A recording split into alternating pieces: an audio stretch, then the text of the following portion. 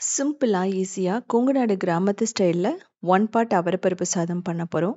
இதோட தேங்காய் சட்னி, தேங்காய் எண்ணெய், நெய் ஊத்தி சாப்பிடலாம். உங்களுக்கு ரொம்ப சூப்பரா இருக்கும். தயிருக்கு வந்து ரொம்ப பெர்ஃபெக்ட்டா இருக்கும். உதிரி உதிரியா எப்படி பண்றதுன்னு பார்க்கலாம். இதுக்கு ஒரு 3/4 கப் அவரப்பருப்பு எடுத்துக்கலாம். இது வந்து புரோட்டீன் ரிச் ஆனதுன்னு சொல்லலாம். இத வந்து 2, 3 தடவ நல்லா வாஷ் பண்ணிக்கணும். ஒரு 10 நிமிஷத்துலேருந்து 15 நிமிஷம் ஊற வச்சுக்கங்க. இப்போ அரிசி. அரிசி அப்படிங்கிறது நம்ம 1 1/4 கப் எடுத்துக்கலாம். இதையும் நல்லா வாஷ் பண்ணிட்டு 10 நிமிஷம் ஊற வச்சுக்கலாம். தனித்தனியா ஊற வச்சுருங்க. இப்ப எண்ணெய் ஊத்திட்டு, கடுகு, கடலப்பருப்பு, உளுத்தம்பருப்பு போட்டு நல்லா ரோஸ்ட் பண்ணணும். இதுக்கப்புறமா ஜீரகம், அதுவுமே வந்து பார்த்தீங்க அப்படின்னா, 1 டேபிள் ஸ்பூன் போட்டுக்கலாம். இப்போ சின்ன வெங்காயம், பச்சை மிளகாய், பெருங்காயம், பூண்டு, கறிவேப்பிலை இதெல்லாம் போட்டு நல்லா ரோஸ்ட் பண்ணணும். தேவைப்பட்டா நீங்க வரமிளகாயும் போட்டுக்கலாம். நான் 2 பச்சை மிளகாய் போட்டிருக்கேன். உங்களுக்கு காரம் பிடிக்கும்னா 4 பச்சை மிளகாய் கூட நீங்க போட்டு பண்ணலாம். இந்த சின்ன வெங்காயம் அப்படிங்கிறது வந்து ஓரளவுக்கு ப்ரௌன் ஆகணும். இப்போ நம்ம அவரைப்பருப்பு போடுவோம். ஊற வச்ச அவரைப்பருப்பு அப்படிங்கும்போது உங்களுக்கு சீக்கிரமா வெந்துரும்.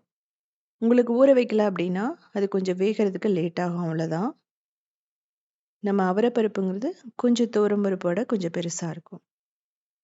இதுக்கு தேவையான மஞ்சள் தூள், மிளகாய் தூள், குழம்பு மிளகாய் தூள், அதுக்கப்புறமா கொத்தமல்லி தூள். குழம்பு மிளகாய் தூள் அப்படிங்கிறது கொங்கு நாடு கிராமத்துல மெயினா எல்லாருமே செய்வாங்க. விளக்கெண்ணெயில நெறைய பொருட்கள வறுத்து அரைச்சு பண்றது தான் இது.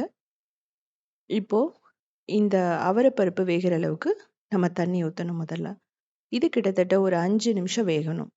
ஸோ இது கொஞ்சம் வெந்தா மட்டும் தான் அரிசியோட சேர்த்து வேகும்போது அந்த சாஃப்ட்டா இருக்கும். இப்போ இதுக்கு தேவையான தண்ணி. கிட்டத்தட்ட ஒரு 5 கப் தண்ணி ஊத்தணும் நம்ம. தேவையான அளவு உப்பு போட்டுக்கலாம். போட்டுட்டு நல்லா மிக்ஸ் பண்ணுங்க. இது வந்து கொதிச்சு வரும்போது நம்ம அரிசிய போட்டுறலாம். சொல்லப்போனா 1 கப்புக்கு 2 1/2 கப் தண்ணி ரொம்ப பெர்ஃபெக்ட்டா இருக்கும். இதில தேவையான அளவு தேங்காய் எண்ணெய். ஒரு 2 டேபிள் ஸ்பூன் போட்டுட்டு இத மூடி வச்சிடலாம். மூடி 4 விசில் மீடியம் ஃப்ளேம்ல வச்சீங்க அப்படின்னா, ரொம்ப பெர்ஃபெக்ட்டா உதிரி உதிரியா ரெடி ஆயிடும். ஸோ உங்களுக்கு பார்த்தா தெரியும் எப்படி இருக்குன்னு சொல்லிட்டு. இது மார்னிங் செஞ்சீங்க அப்படின்னா, நைட்டு வரைக்குமே ரொம்ப சூப்பரா இருக்கும். யூசுவலா வந்து பார்த்தீங்க அப்படின்னா, தயிரோட எல்லாரும் எடுத்துக்குவாங்க.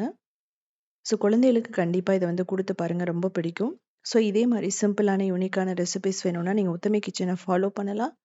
கிரியேட்டிவ் வேர்ல்டுன்னு சொல்லிட்டு இன்னொரு சேனலுமே இருக்கு. அதுலயுமே 2000 ரெசிபீஸ் இருக்கு. அது மட்டும் இல்லாம சவுத் இண்டியன் ஃபுட்ஸ்.in அப்படிங்கிற வெப்சைட்ட 19 இயர்ஸா ரன் பண்ணிட்டு இருக்கோம். அதுலயுமே 8000 ரெசிபீஸ் இருக்கு.